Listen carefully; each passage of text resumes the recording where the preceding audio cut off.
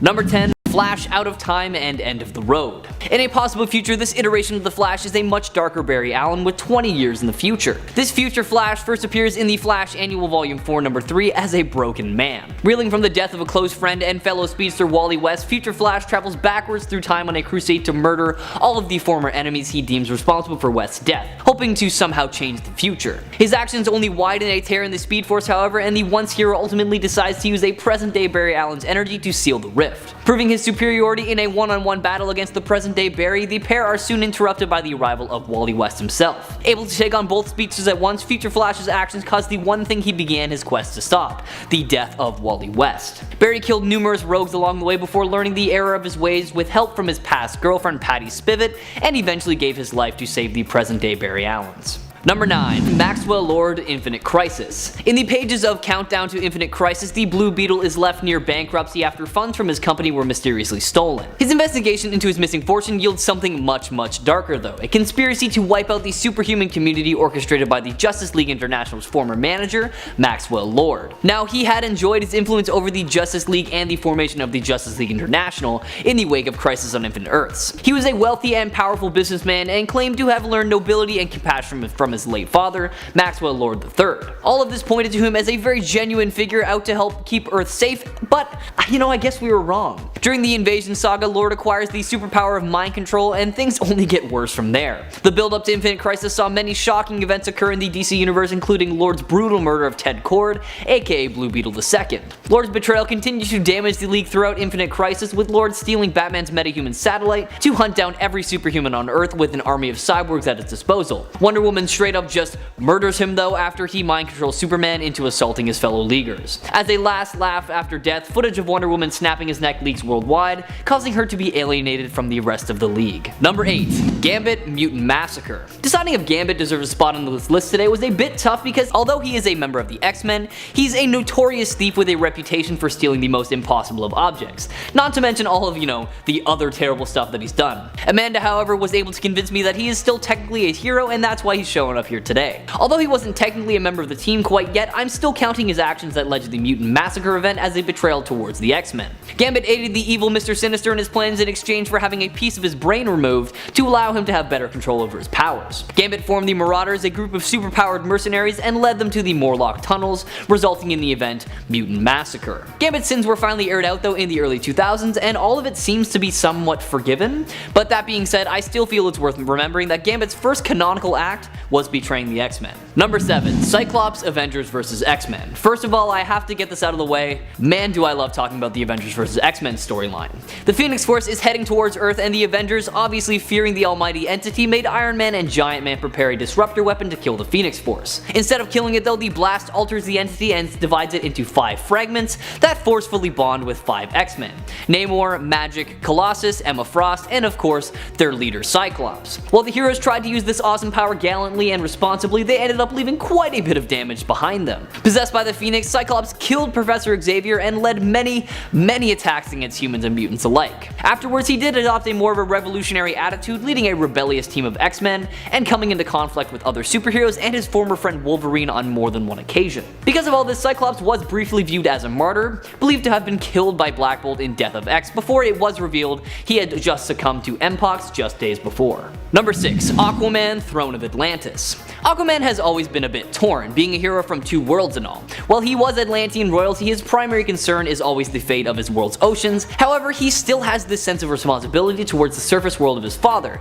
and this really came to play in the Throne of Atlantis storyline. Aquaman finds himself at a crossroads with his brother's determination to start a war between Atlantis and the surface after malfunctioning Navy missiles hit Atlantis. He realizes, much to the surprise of his teammates, that the Atlanteans were utilizing a strategy he had devised in case the 2 powers ever went to war. Despite his close relationship with his fellow heroes, he refused to stand with the Justice League against the Atlanteans and ultimately staged a brutal offense against the Justice League in the battles that followed, forsaking his old team for his homeland. To add even more insult to injury, the League eventually discovered that Aquaman's longtime pal Nuidas Vulko was behind the whole thing. He orchestrated for Atlantis to be bombed specifically to incite a war. Now, what was the end goal, you might ask? It was for the League to defeat Ocean Master, which would then lead to the reinstatement of Arthur as their king. Number 5. Wolverine Old Man Logan. Now, if there's one member of the X-Men that you can truly trust, it's definitely Wolverine. He is surprisingly loyal and dictated by a code of honor. Still though, that doesn't stop a betrayal or two from happening every now and then, though it wasn't necessarily his own fault. In the Wolverine Old Man Logan storyline, we get to see the vicious side of Wolverine that we've all come to know and love. However,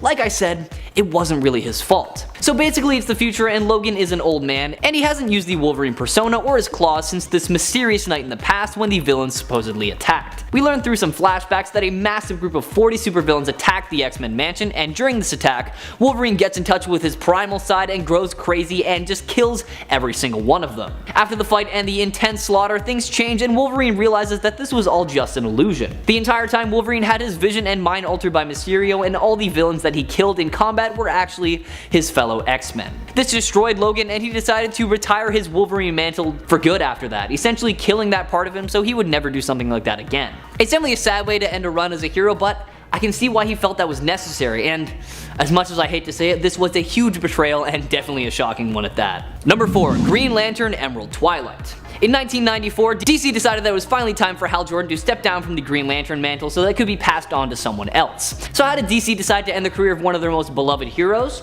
Well, they couldn't just do it quietly. Of course they had to turn him into a villain of some sorts, undoing pretty much all of the good he's ever done. In the Reign of Superman storyline, which took place after the Death of Superman storyline, Hal's home of Coast City was completely destroyed by the villains Mongol and Cyborg Superman. As a result, the city was demolished and its 7 million citizens were killed. This turn of events made Hal completely lose it, and he believed that if he could steal all of the main power battery's energy, the source of the Green Lantern Ring's power, he could permanently rebuild Coast City. To do so, he killed all of the remaining Green Lantern Corps and the villain Sinestro, which unfortunately led him to becoming the villain Parallax, who even to this day looms over Hal. Hal did eventually redeem himself by sacrificing his life to restart the sun during the Final Night storyline, and also by revealing that his madness had just been caused by him being possessed by that fear entity. Hal would later go on to reform the Green Lantern Corps thanks to the expert guidance of Jeff Johns. Now, all things considered, this is a huge betrayal and a bit of a tough one to overlook, making it remain a black spot on DC's legacy. Check out this insane storyline for yourself in 1994's Green Lantern Volume 3, number 48 to number 50. Number 3. Tara the Judas Contract. Now, if I'm being honest, there is probably no betrayal more famous than that of Tara Markov's. Debuting in New Teen Titans number 26, Tara Markov was a young, precocious girl who joined the team. It was learned later that Tara infiltrated the team at the behest of Deathstroke, dismantling the team from the inside. Throughout the 4-part storyline, Tara gives Terminator all of the information he needs in order to take down the Titans one by one, and he does so starting with Corey and Donna Troy, slowly making his way through all of them until he got to Dick Grayson, who was able to elude him. Realizing that he can never truly retire from superheroing, Dick adopts a new costume and identity and calls himself Nightwing, while Joey is also ready to follow him into battle as Jericho. Adeline then gives the heroes the location of the Hive Command Center, and Nightwing and Jericho go to the Hive base nestled in the Rocky Mountains, sneaking into the facility and discovering that the Teen Titans have been strapped to a giant machine which is slowly siphoning away all of their life energy. Nightwing and Jericho fight through a horde of Hive shock troops, but are eventually captured. Using the Terminator's body and weaponry, Jericho frees the other Titans and begins fighting the Hive, and Tara is enraged at Terminator and feels that his affection of Joey makes him look weak. She completely loses control of her sanity and yearns for nothing more than the death of everyone in the room. Changeling refuses to believe that Tara has gone bad and is certain that the Terminator has just brainwashed her. Tara's powers rage out of control until she finally causes a mountain of earth and debris to collapse down from the ceiling, unfortunately killing her in the process. Number 2. Batman Tower of Babel. Easily one of the most trusted but not the most trusting heroes around, it should really come as no surprise that Batman had secret files outlining the ways to take down his teammates just in case, right? Well, apparently it was pretty shocking for the other members of the Justice League during the Tower of Babel storyline. It's an insane level of preparation, like Batman prepared for some truly brutal plans, including blinding Green Lantern and turning Superman's skin invisible so that he'd go insane from yellow sun overexposure. It was revealed in JLA Tower of Babel that these files were stolen by Ra's al Ghul and used to orchestrate a debilitatingly effective attack on the individual members of the JLA. When Batman comes clean with how the villain was able to pinpoint their various weaknesses, half of his teammates vote for him to be booted out of the group. However, he ends up leaving on his own accord, but his friendship with the other members was deeply damaged, and even to this day it remains a bit of a problem. Even in the New 52 universe, such plans still existed and Batman came clean about it, but thankfully this time Superman was able to convince the League not to hold it against him. Number 1. Captain America Secret Empire. I feel like we all knew this one was coming. Like, come on, this was definitely the most shocking betrayal in recent comic history. After the Red Skull messed with and manipulated Kobik, a sentient cosmic cube, Steve Rogers revealed himself to be a Hydra defector, but more specifically, he was a Hydra sleeper agent who happened to be a twisted version of Cap that secretly took his place. Allying himself with a new Madam Hydra, Rogers took advantage of a global catastrophe to seize control of the world's government. Once in power, Hydra just made its move. S.H.I.E.L.D., infiltrated by Hydra thoroughly, began assuming control of key locations and executing any who stand in its way. I'll let you all check out the storyline for yourself because it is a great one, but I will tell you that our good Cap comes out on top in the end, defeating his evil doppelganger in a head-to-head battle. A few weeks later, and after a ton of hard work, the United States was thankfully turned back to normal. Number 10. Phoenix Saga. Although now we just look back at the Phoenix Saga as being a part of history, at the time it was shocking. Jean Grey merged with a cosmic force that saved her from dying in outer space, attracting the presence we have come to know as the Phoenix Force. This Phoenix Force would later be revealed to now be a part of Jean, granting her great power. She became known as having the power of a god and then turned dark and became an insane supervillain, and then she died. And she had been one of the founding members of the X-Men. This was big stuff. Of course, Jean wouldn't stay dead, which would end up only shocking readers even more in the future when she did return, especially as it meant that Cyclops would abandon his happy home life with Jean's clone, Madeline Pryor, who he had married and kinda also had a child with. Bad Scott Summers, bad Scott. Number 9. Death of Hulk. The difference between Jean's death during the Dark Phoenix Saga and that of Hulk's death during Civil War II is one felt at least like it was kinda coming from somewhere. We all knew that Bruce Banner at the time had been working to cure himself of his Hulk transformation. Amadeus Cho had ended up even trying to help his friend by trying to remove the gamma radiation from Bruce and take it into himself, turning him into the totally awesome Hulk, a more emotionally balanced version of the hero. Bruce Banner even gave Hawkeye a special Hulk-killing arrow in case he ever began to transform once more, and instructed that Hawkeye should kill him should that come to pass. However, we don't really learn about this until after Hawkeye has done the deed. Instead, a tense argument with Bruce is interrupted by his swift death. Of course, Bruce Banner and his Hulk would be back, but at the moment he died, readers were likely thinking, wait, did I just read that right? Did Bruce's companion and friend Clint Barton just kill him? And yes, he did.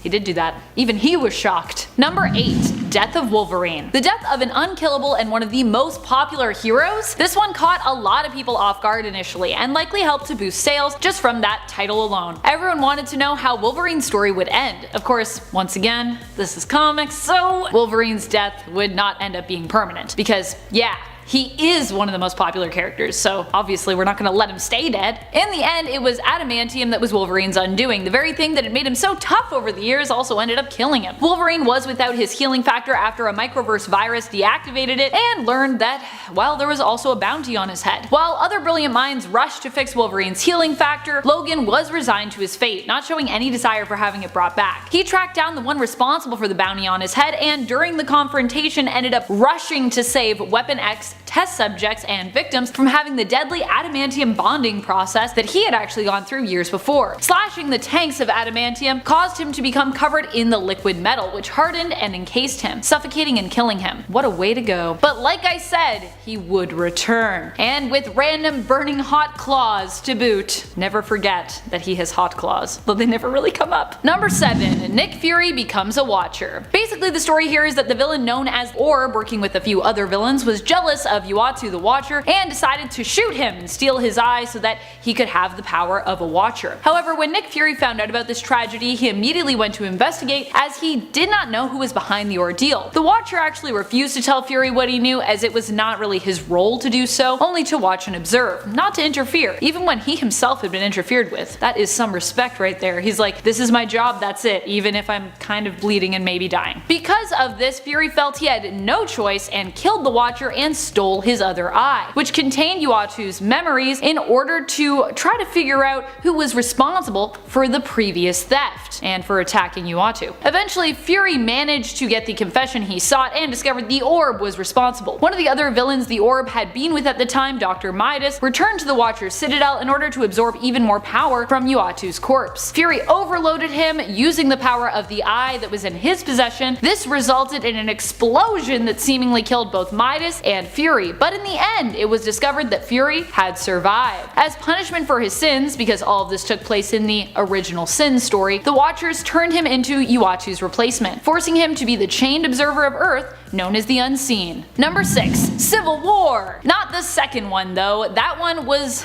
much less of a shock, I think. But the first Civil War got people excited while also amazing them when it first came out. Captain America and Iron Man had always kind of been at odds, but they were also friends and colleagues who had worked side by side for years as part of the Avengers. The notion that these two would be declaring all-out war on the other was pretty huge, especially when it came to the politics of what was going on, where Stark was advocating for his Superhuman Registration Act, or the Superhuman Registration Act. Kinda became his later though. Which would demand more accountability for heroes and would basically make them all government agents. Iron Man believed this could help to prevent potential casualties during world-threatening situations and events. Cap, however, did not believe that superhumans needed to be restricted and stood for freedom of superhumans. In the end, Captain America looked at the damage the war had caused and decided to surrender, but was seemingly assassinated by a time-traveling bullet on his way to prison, which ends the war. I could explain more about the time-traveling bullet, but that would be a whole other video, really. Number 5. Death of the Ultimate Universe. So we all kinda saw this one coming, but it was still shocking. While the Ultimate Alternate Universe of Earth 1610 was one that had a lot of weird problem areas, it also gave us a lot of great and inventive takes on characters and some really cool moments. So despite the fact that it had kind of been run into the ground, many fans were still left flabbergasted when the line was cancelled after years of existing and being considered relatively successful. Sure, we still gotta keep some of our favorite characters from 1610 like Miles Morales and the villainous Reed Richards known as the Maker, but it was still shocking to know that almost everything and everyone else from that universe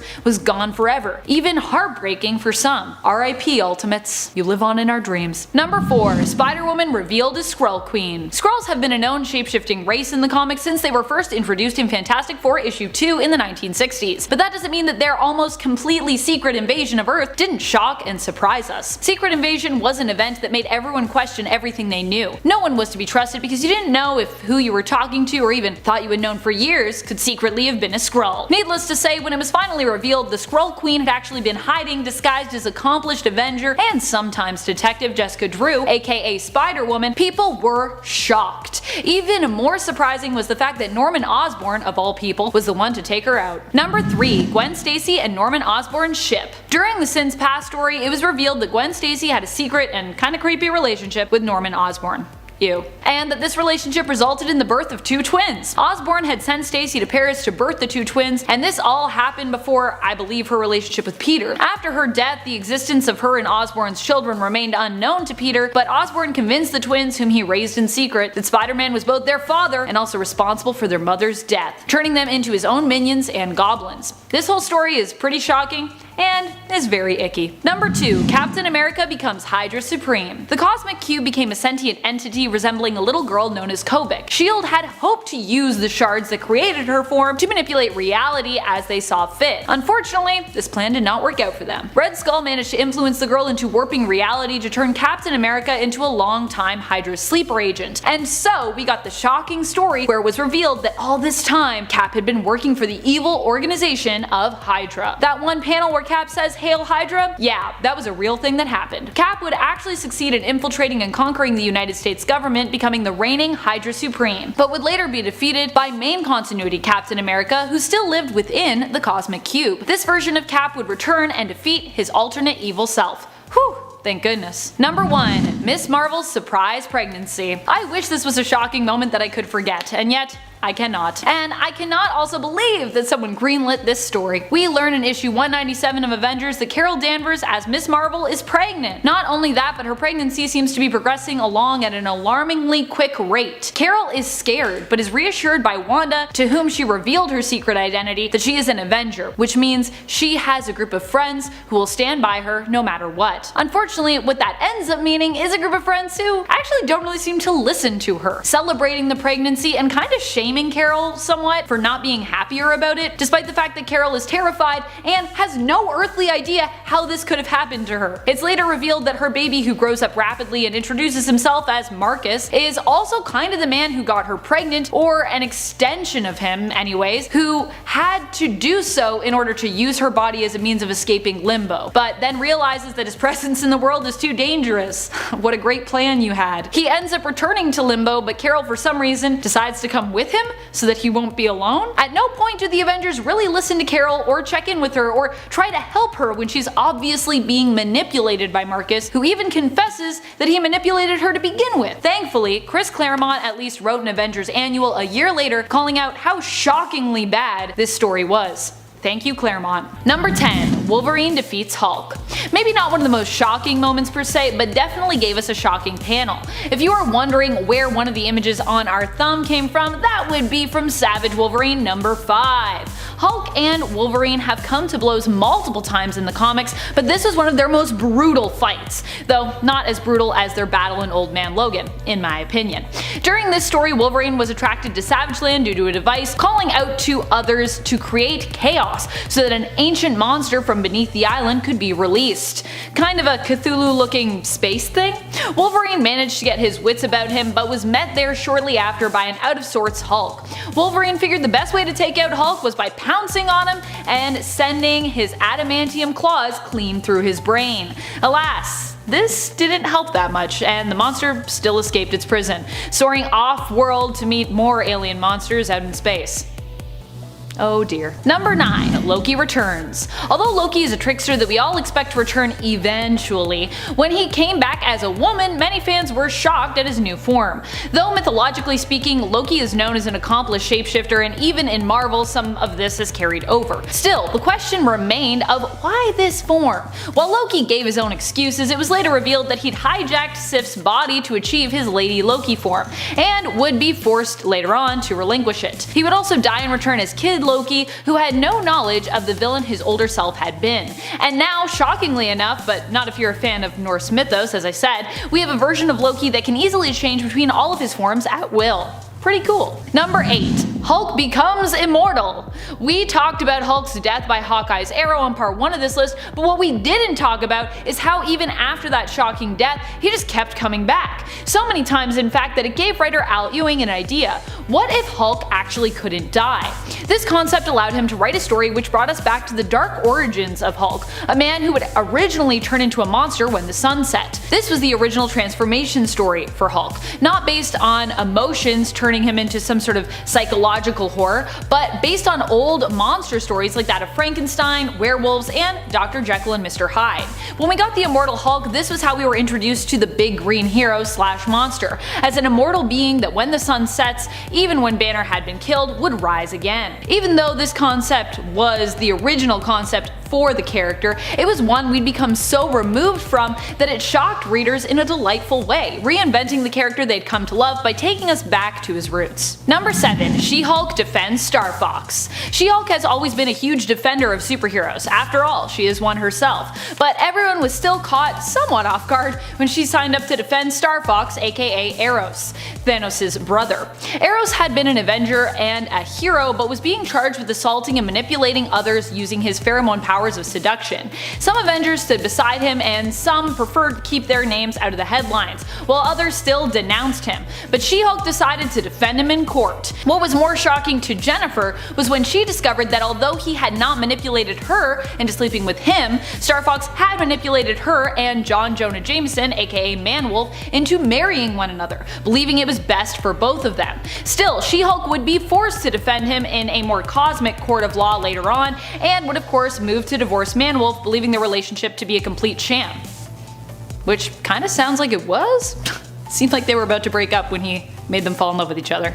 Number 6. Dr. Doom becomes Iron Man. Following the events of Doom's battle world, Doom realized that not even becoming a god had made him feel any sense of accomplishment. Feeling empty inside, Doom reflected perhaps it was his approach that had always been off, and decided to set off on a path of redemption, attempting to become one of the good guys. As a symbol of turning over a new leaf, he shed his armor and became an ally of Tony Stark, a man he'd always secretly admired. When Tony was left in a coma following the events of the Second Civil War, Doom surprised readers, shocking all of us Doom Doom fans in a good way by becoming infamous Iron Man. As Iron Man, Doom was a force to be reckoned with and one all villains seemed terrified of, and for good reason.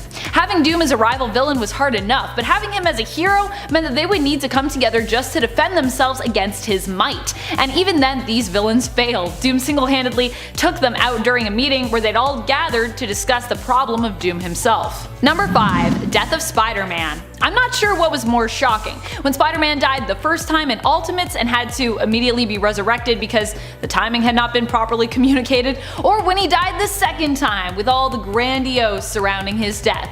The Ultimate Universe of 1610 was full of shocking moments, Spider-Man's death among them. In reality, the creatives wanted Spider-Man dead because they felt he was too similar to his 616 counterpart, and they were trying to get rid of all the characters who they felt were just too similar to the main continuity versions. Still, the death of Spider-Man made for a shocking title, even if it was in an alternate universe, as Peter Parker's Spider-Man was still considered the darling of Marvel, no matter which reality you're talking about. Number 4. Black Widow betrays Iron Man. Another Ultimate story that shocked many fans was the whole relationship and then subsequent betrayal between fellow Avengers Iron Man and Black Widow. On Earth 1610, these two were about to get married when Black Widow revealed her true colors. In this reality, she was a double agent and killed Jarvis before Tony could even stop her. Fortunately, he still had override systems in place on the nanobots he'd given Natasha, which helped her to control the armor he'd gifted her as an engagement gift. He used these nanobots to knock Natasha out, and when she came to the hospital, Clint Barton, aka Hawkeye, arrived to take her out with an arrow to the head. In betraying her teammate, she'd also gotten Clint's family, which he had in Ultimates, killed, so he was out for revenge on multiple levels. Number 3. Iron Man, evil all along. Dun dun dun. The Crossing was a super out there storyline, one where it was revealed that Tony Stark had actually been a sleeper agent all along for Kang the Conqueror, who we later learned wasn't even really Kang but was Immortus in disguise. Oh, comics. Tony went around being a huge villain for a while until he lay dying, inspired by his younger self to reform before he passed away. His younger self had been brought to the present by the Avengers to stop their version of Tony. Yeah, it was a time. I hope the Avengers learned that bringing a younger, less experienced Tony to defeat an older version who is a more accomplished genius is not really the best way to go in this scenario. Number 2. Thor gets hella pregnant. When did this happen? You guessed it, in the Ultimate Universe. Should just call this top 10 Marvel shocking moments of the Ultimate Universe. In the Ultimate Universe, however, Thor and Hela do not appear to be related, so at least there is that. But still, this is a shocking story for those who just happened to pick up a comic off the rack at the time. What happened was Thor wanted to leave Valhalla. In order to do so, he had to give Hela an heir, which was a term he agreed to. Yikes. Number 1. Return of Bucky Barnes. Bucky Barnes was one of the exceptions when it came to comic book character deaths. With most characters, there is always the expectation that the day will come where they will inevitably return, no matter how finite their death may have seemed or how many times the character has seemingly perished. However, Bucky's death was one of the few that was accepted as permanent. In truth, it had happened because Marvel wanted to move away from the idea of child sidekicks. Stan Lee especially was not a fan of that concept. In fact, you'll notice a good many of Marvel's heroes have been without kid sidekicks throughout Marvel history because of this. In 2005, Ed Brubaker made comic book history when he gave us the story of the Winter Soldier, resurrecting Bucky as a brainwashed assassin, bringing back one of the few characters who we expected to stay dead for good, alongside Marvel's Uncle Ben. But don't worry, Ed Brubaker did not bring back Uncle Ben. Uncle Ben's still pretty dead. What's more, Brubaker created an ending that could easily allow us to keep Winter Soldier or discard him based on how fans received this story. For Brubaker, the reasoning as well was that if Cap could have come back, then why couldn't Bucky? Also, we never saw him die on panel, so. Fortunately, this story that he told, while shocking, was well received, and so Bucky Barnes as the Winter Soldier returned for good. Woohoo! Number 10. MJ is killed! Peter gets a hook hand. One of the most shocking series around is JJ and his son Henry Abrams' Spider-Man miniseries from 2019. Well, it started in 2019. It is only 5 issues long, but has been delayed longer than I even thought possible for a series like this. Number 4 is finally set to come out September 23rd, and 5 has been pushed from its original release of January 2020 to November of 2020. Yikes, that's a huge delay. This series starts off with a bang and is filled with tons of interesting shocks. Mary Jane dies pretty much right off the bat, killed by the villain we later come to know as Cadaverous, and causing Peter Parker to retire and abandon their son Ben, leaving him in Aunt May's care. Which is pretty crazy because Aunt May was already pretty old when Spider-Man started, so yeah. And when Peter Parker does return, he's got a moody look, a beard, and a hook hand. That is some kind of something. Peter with the hook for a hand in a world where we have super advanced prosthetics and where he's friends with genius level heroes like Tony Stark and Reed Richards and, you know, is a genius himself. And I thought I'd seen everything. Number 9. Mutant Massacre. This shocking crossover event actually was so startling and well received that it effectively worked to help boost comic sales for the series involved. It follows the story of the mysterious villainous group of mutants known as the Marauders, who we'd later learn were working for the evil Mr. Sinister, as they attempt to murder the entire mutant community known as the Morlocks, many of whom have grotesque physical mutations which cause them to be rejected by society, a group whom Futurama likely took its inspiration from when it comes to their own sewer mutants. The Marauders succeed in their mission, killing hundreds of Morlocks during this gloomy attack, which would later be referred to as the Mutant Massacre. This story also featured a particularly shocking moment when the X-Factor come face to face with the Marauders, who crucify the mutant Angel. Yikes. Number 8. Lizard eats his own son. A reformed Dr. Curt Connors would find himself becoming the Lizard once more. In the story Shed, the Lizard finally managed to kill Connors' consciousness, taking on a new mantle, Shed, and causing Connors to no longer be able to fight back against those animal instincts. Now, how did he do this? Well, by eating Kurt's son, Billy. That's right, Curt Connors as the Lizard basically ate his own son in a comic. Spider-Man at the time had been racing towards the Doctor in an attempt to stop him, but arrived too late. Fortunately, Spider-Man at least was able to reclaim some of Connors' humanity by showing him pictures of his son and forcing him to remember and face what he had done. Number 7. Kingpin learns of Daredevil's secret identity. This was an especially shocking story arc. Known as Born Again, in this story, Daredevil's secret identity is sold out by his ex-girlfriend Karen Page, who had become a heroin addict and, while desperate, sold his true identity for a hit. This information got passed around and eventually made its way back to Kingpin. It's never good when your arch-nemesis finds out your secret civilian identity, but for Matt Murdock, this was one of the worst things that would ever happen to him. Kingpin uses information to destroy Daredevil's life on pretty much every level, taking his money and his home, and even using it to destroy his relationship with his current girlfriend, and even destroy his costume. Geez, guy had nothing left. Eventually, Wilson Fisk would get what was coming to him, but before that would happen, he would still make protecting and living in Hell's Kitchen a living hell for Matt Murdock. Number 6. Wolverine loses his adamantium. There have been quite a few shocking moments that have come to us from 90s comics, but one of the most dramatic and also the weirdest thereafter was when Magneto stripped all the adamantium from Wolverine's skeleton, pulling it out of his body. This was insanely painful for Wolverine, but he managed to survive the forced debonding process. However, it left him somewhat changed, and he almost died during the process. Wolverine became more animalistic and also lost his nose for some reason. Wolverine would remain without his adamantium and sort of without his nose for almost 8 years, which is also pretty crazy to think about, especially when it's considered such an iconic part of Wolverine's power set. Not his nose, his adamantium. Although he does have superhuman senses, so I guess his nose is part of his power set. Oh my goodness. Number 5. No more mutants. Wanda is kind of the queen of shocking moments. Her magic is often unpredictable, resulting in many twists and turns to come about in the comics. But aside from its unpredictability, it's also very powerful, meaning that when Wanda does manage to get her magic right, it still usually gives us very shocking results. That was the case when Wanda had a psychotic break and created an alternate reality which began to crack and crumble as those supers within it began to see it for what it was. A fake reality, created and shaped by Wanda herself, a sham. Frustrated with her father Magneto's obsession to fight for mutant kind, she then altered reality once more as everyone seemed to be coming for her, speaking the words, "No more mutants" in the House of M series. This day, November 2nd, would become known as M-Day in the Marvel Universe, the day when millions of mutants lost their powers, and we still see the consequences for many characters involved in the comics even today, almost 15 years later. Pretty crazy considering how many events get retconned out of existence almost. Number 4. Carnage becomes a hero? During the events of Axis, everyone had their alignments reversed when Wanda's magic went haywire like it usually does.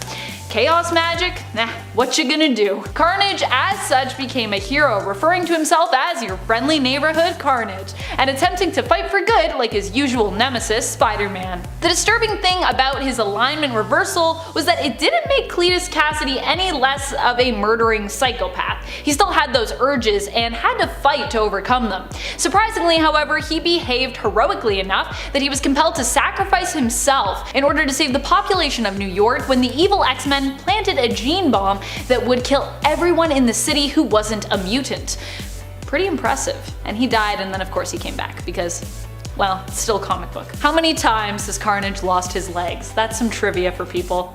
Answer me in the comments. How many times? Number 3. Spider-Man reveals his identity. Spider-Man did this as part of the Civil War story arc in order to help motivate other supers to do so and to support his friend and in a way mentor Tony Stark, who at the time was on the side of being for the Superhuman Registration Act, believing being against it would only lead to an all-out war with the government and be worse for supers later on.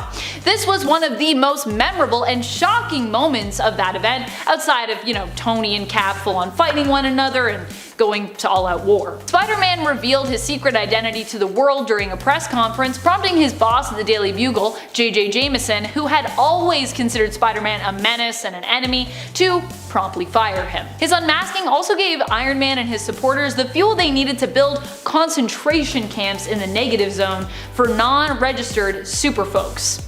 Yeah. Pretty controversial move there. Spider-Man would eventually get his secret identity back during another shocking and controversial for different reasons story, One More Day. But that's a tale for another list. Maybe a part 4. Number 2. Iron Man is working for KANG. Or really, Iron Man is working for Immortus.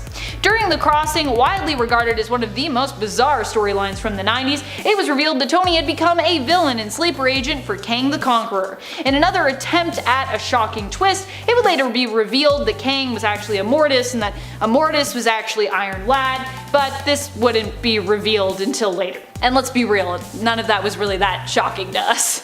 I don't think many people cared. Some of the costume redesigns that were part of the crossing were also equally shocking just in terms of how 90s they were. Just check out Scarlet Witch's costume from this time.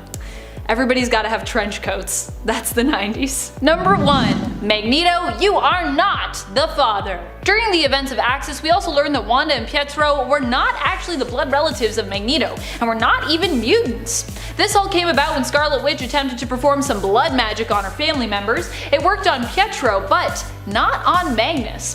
Fans would later learn this was because Wanda and Pietro were not actually mutants' children. In fact, they weren't even mutants. The High Evolutionary had experimented on them when they were just babies, and had simply disguised them as mutants and returned them after he was finished with his experimentation. This is still definitely one of my most disliked retcons in comic book history. Since this has been revealed, Scarlet Witch has become even more reviled by the superhero and mutant community, being referred to as a pretender and despised by most mutants. I just feel really bad for Wanda. This woman cannot get a break in the comics. Can we just give Wanda a break? Can Wanda be cool? Could she be cool again?